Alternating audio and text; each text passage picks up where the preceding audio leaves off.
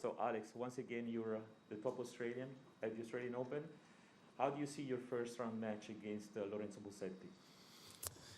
Yeah, look, it's another year playing this amazing tournament, so very excited to start 2022.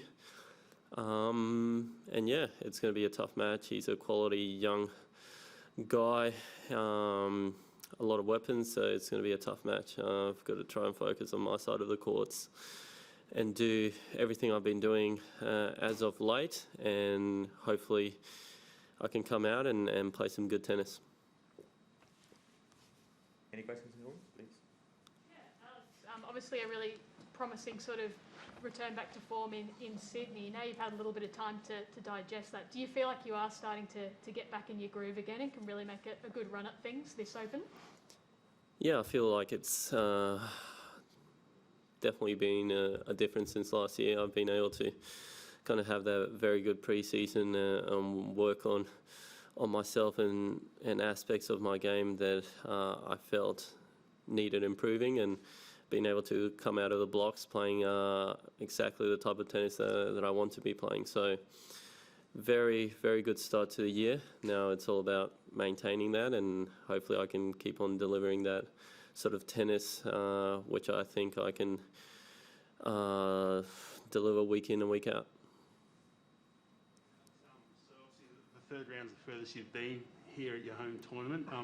Is the goal this year to at least get to the round of 16, then see how you go from there? It's always the goal to go deeper and deeper and keep achieving more goals. But yeah, like any other year, I'm taking it very slowly, step by step, and trying to focus on myself. You know, I know my level's there, so it's just about stepping out on court and showing that. So take it day by day, like I've done my whole career, and we'll take it one match at a time. John Poe from the Associated Press. The defending champion may or may not get to play here. That's obviously swirling around. I want to know from your perspective if you think that the kind of strengths that he shows on court, like his stubbornness and his determination, could be sort of playing against him in the whole court process beyond tennis. Look, I mean, at the end of the day, we don't know barely anything about what's happening. Every day it feels like there's new information. So as the rest of the public, we don't know what's happening. He's been doing what he's been doing, and you know, hopefully soon enough we'll have a decision either one way or the other. You have to be a single-minded person to be able to win that many major tournaments. Do you think that the mentality that it takes to be that prolific as a champion might be, you know, hurting him a little bit when it comes to the law? Well, look, I think you know, him winning 20 slams doesn't make, you know, him act one way or the other off the court. You know, he's an incredible athlete. He's done amazing things in the sport of tennis. But at the end of the day, you can be a completely different personality off the court. You know, it doesn't correlate from when you step on the court and when you're off the court. So, you know, whatever he does off the court is up to him and, you know, his judgment. Couple more questions in the room. One there. Chip Legrand from The Age newspaper. Just to fill in one of those gaps, because you're right, the information on this is always changing. The case against Djokovic has changed quite dramatically overnight. Now it's really no longer about the question of the exemption and all that we're familiar with. And the allegation against Djokovic is that his presence in Australia could stir up anti-vax sentiment and could also undermine the entire pandemic response. It's a very serious allegation. In some ways, it's very far removed from tennis.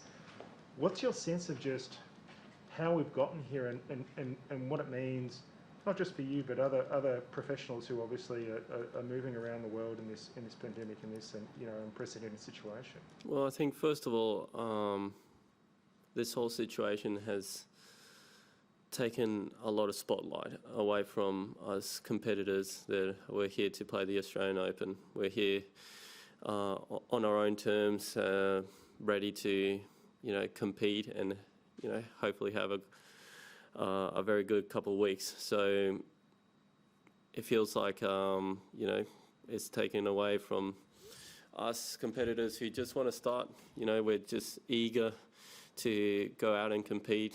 The Australian Open is always an incredible event. My home slam, my favourite tournament, and to be honest, I'm just ready to put all of this behind me and focus on playing my tennis matches and kind of let my tennis do the talking.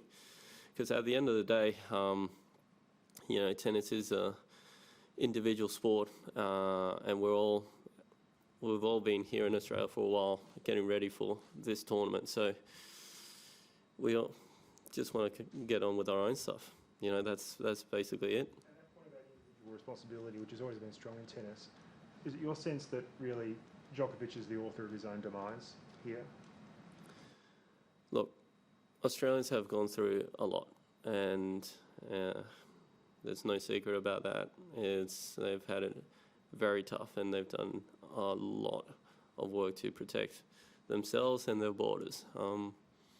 When you're coming in, as well as every other tennis player, that if you wanted to come into the country, you had to be double vaccinated. So, it was up to him, his choices, his judgment, and, here we are.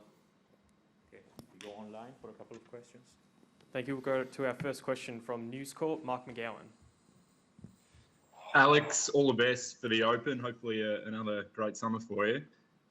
Late last year, you obviously took a fair few losses and you had a couple of really tight ones against Zverev, Tsitsipas. How big was the ATP Cup in giving you that confidence again and changing the mindset leading into the Open? It was very important. There's no secret that last year I had a little bit of a slump after COVID, didn't have the results I wanted to, and confidence-wise I was a bit low. I felt as soon as I was able to kind of put that year behind me, and even Davis Cup, I was able to really turn a corner, both mentality-wise and kind of confidence-wise. I was able to have two battles out there, and it really kind of, I was able to bring out a part of me that I had forgotten about for a while. And after that, we were able to get straight back onto the practice court, have a very tough pre-season, and it's just great to see the hard work paying off at the ATP Cup, coming out and playing some great tennis against quality opponents and starting off my Aussie summer very well. So, it's a very good feeling and a very good comfy boost coming into the Open. How big a part of it, of being a top tennis player, is it negotiating those highs and lows and being able to find a way to get through them? Look, it's a bit like life. You're going to have highs, you're going to have lows. It's about how you deal with them, how you get back up towards the highs. So, look, a lot of work mentally has to be done for you to stay on top of that, and you've got to stay positive, and that's the mindset. Only positive vibes going into 2022. Whatever happens, I putting myself out there in the best possible position to perform, and whatever happens will happen. But yeah, just got to stay positive. Thank you. Our next question from ESPN, Willie Weinbaum.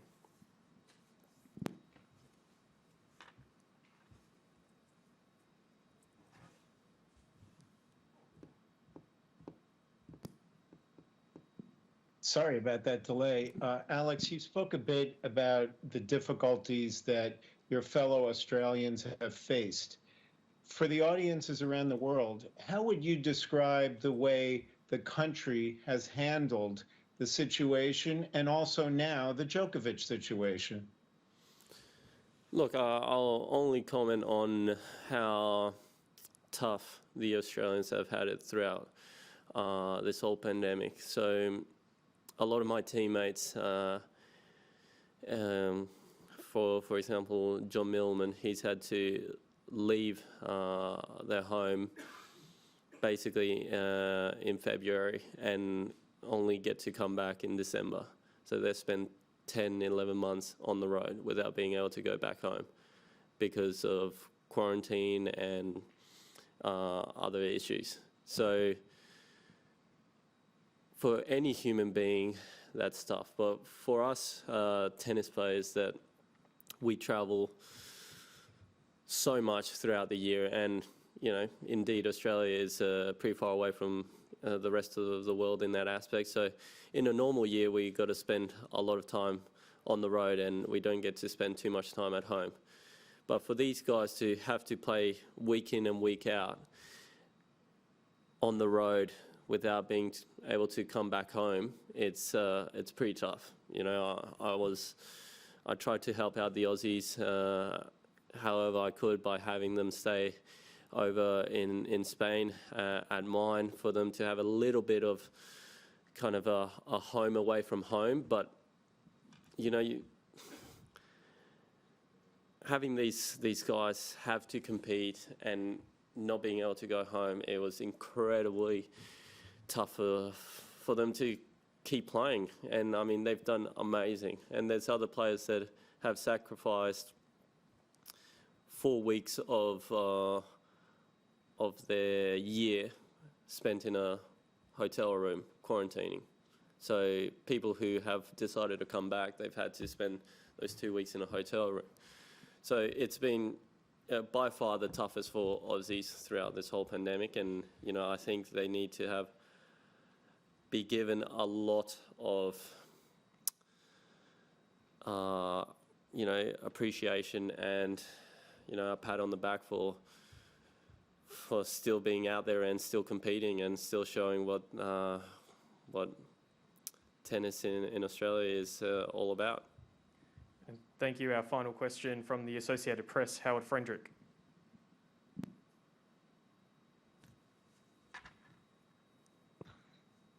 I wanted to ask you about coming into this season, whether you've made any changes to your support team.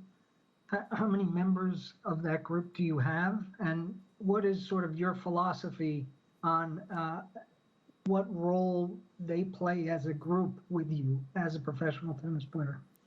Well, I haven't made any changes. I've got my longtime coach, Adolfo Gutierrez, who I've been with now for 12, nearly 13 years. I've got my physio with me. It is the first time he's travelled here to Australia, so it's pretty exciting for him.